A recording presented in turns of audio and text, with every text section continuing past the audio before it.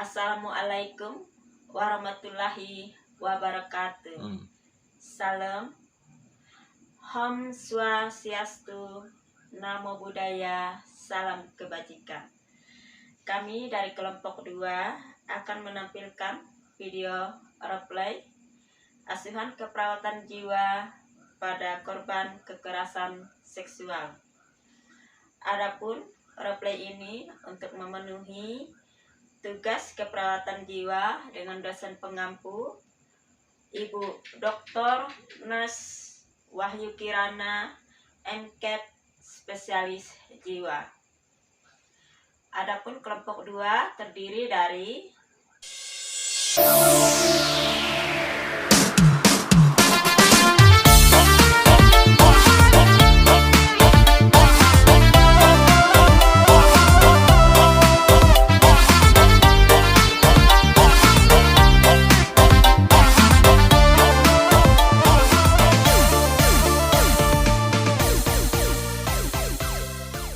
kritik dan saran yang membangun sangat kami butuhkan untuk video ini.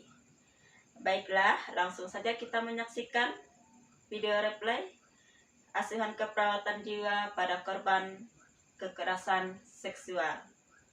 Selamat menyaksikan. Klien dengan inisial Nona V, usia 22 tahun, pendidikan SMU, bekerja sebagai pegawai bank swasta. Klien adalah korban pelecehan seksual 2 hari yang lalu. Keluarga mengatakan setelah kejadian, Nona V terlihat sering menangis, menyendiri di kamar, tidak mau makan, melamun, dan tampak ketakutan saat melihat laki-laki. Mbak, selamat pagi. Saya Suster Mona, Mbak. Saya mahasiswi Stika Suyarsi Pontianak. Biasa saya dipanggil Suster Mona, Mbak. Salam kenal ya. Klien mengatakan kejadiannya di kamar hotel pada saat ia mengikuti pelatihan bisnis, di mana laki-laki itu berusaha memaksanya untuk berciuman, lalu mulai memaksa dan mencoba membuka rok, kemudian berada di atas tubuhnya, memegang lehernya sambil mengancam dengan pisau serta melecehkannya. Merasa hidupnya tidak berguna lagi, ingin mati, dan sering mimpi buruk setelah kejadian tersebut. Biasa dipanggil siapa? Felda. Oh, Felda. Salam kenal ya Mbak Felda. Ingat ya, saya Suster Mona. Gimana perasaan Mbak hari ini? Takut. Mbak takut? Bagaimana Mbak kalau kita berbincang-bincang tentang apa yang Mbak rasakan sekarang, rasa trauma, bahkan gejala yang muncul pasca trauma kemarin. Terus mungkin kita juga bisa berbincang rencana ke depan Mbak apa yang akan Mbak lakukan. Kira-kira kalau di sini Mbak bersedia nggak? Mbak mau? Oke, di sini saja ya Mbak ya. Terus bagaimana kalau kita berbincang-bincang sekitar 20 menit saja, saya minta waktunya. Kira-kira Mbak bersedia? Bersedia ya Mbak ya? Iya. Oke, terima kasih Mbak. Coba Mbak ceritakan tentang perasaan yang Mbak alami saat ini dan apa yang Mbak lakukan? Saya trauma, Sus. Saya takut, trauma. Baiklah Mbak, saya akan coba jelaskan tentang trauma yang Mbak rasakan dan hal-hal yang Mbak perlu perhatikan. Mbak, trauma ini merupakan respon yang tidak baik sebenarnya, apalagi kalau terus-menerus Mbak mengalami trauma. Jadi ini peristiwa trauma yang secara berlebihan yang Mbak rasakan saat ini. Menurut Mbak, apa yang menyebabkan Mbak mengalami trauma? Saya dilecehkan, Sus. Saya dilecehkan, saya takut. Saya takut dengan pisau. Saya takut dengan laki-laki. Saya rasanya ingin mati. Saya takut. Oh begitu Mbak ya. Jadi perilaku yang sering muncul, Mbak ada kepikiran mau mengakhiri hidup karena trauma itu? Iya. Saya sakit perut, Sus.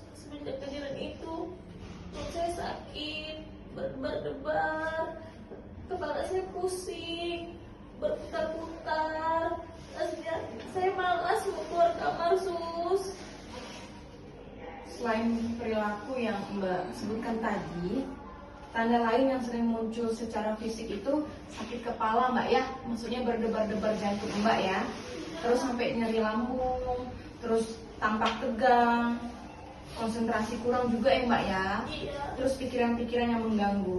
Jadi itu merupakan tanda Mbak sedang merasakan trauma.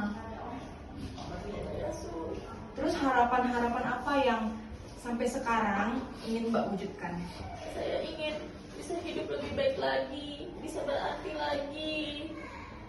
Menurut Mbak, siapa saja yang dapat membantu mewujudkan harapan atau cita-cita Mbak?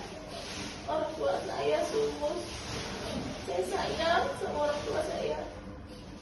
Menurut Mbak, kemampuan apa saja yang Mbak miliki? Saya suka menyulam. Wow, menyulam ya Mbak ya. Bagus itu Mbak. Terus Mbak, ternyata Mbak pandai menyulam. Iya Sus. Saya berbakat hasil saya menyulam. Ingin hasil dari menyulam saya dapat saya pergunakan. Wow. Mungkin Mbak ada contoh hasil sulaman Mbak? Ada di handphone Mbak mungkin di fotonya? Coba Mbak buka. Iya Sus, ini saya ada beberapa contoh hasil sulaman saya Sus. Coba Sus terlihat. Wah, bagus sekali hasil sulaman yang Mbak sudah buat. Hebat loh Mbak, keren. Bagus Mbak. Terus hal apa saja yang ingin Mbak lakukan di masa depan Mbak nanti? Iya, saya ingin mengembangkan dari hasil sulam saya ini Sus. Mau saya jual. Wah, bagus sekali. Selanjutnya, apa yang Mbak rencanakan untuk mencapai rencana Mbak tersebut? Saya ingin lebih belajar menyulam lebih baik lagi. Wow, ya Mbak ingin lebih giat lagi menyulam ya Mbak ya? Iya.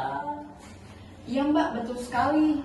Dan keluarga juga ternyata menyukai kegiatan yang Mbak lakukan loh, keluarga Mbak.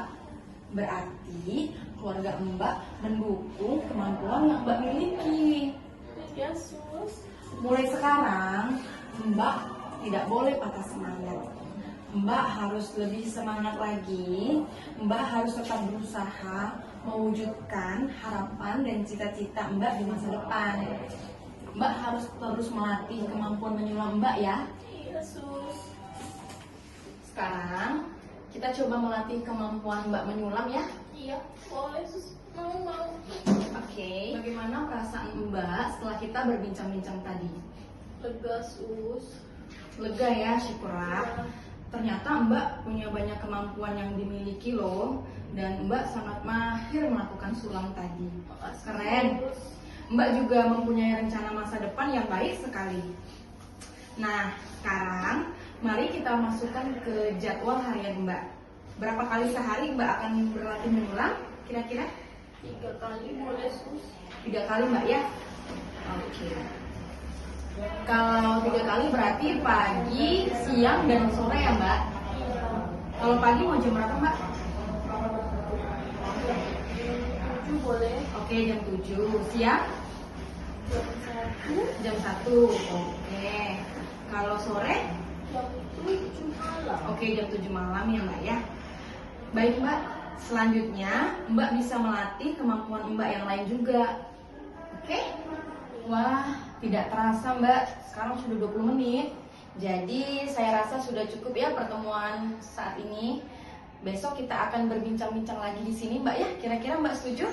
Boleh Sus. Oke, kita akan membicarakan tentang cara-cara lain untuk mencapai rencana masa depan Mbak agar Mbak bisa menggapainya. Kira-kira di sini dan waktunya 20 menit lagi, Mbak bersedia? Bersedia Sus. Oke, baiklah. Terima kasih Mbak ya. Kalau begitu, saya permisi dulu ya Mbak. Permisi ya Mbak, selamat siang. Siang.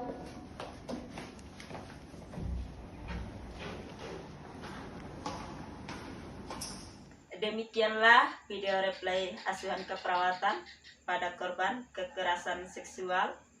Sekian dan terima kasih. Assalamualaikum warahmatullahi wabarakatuh.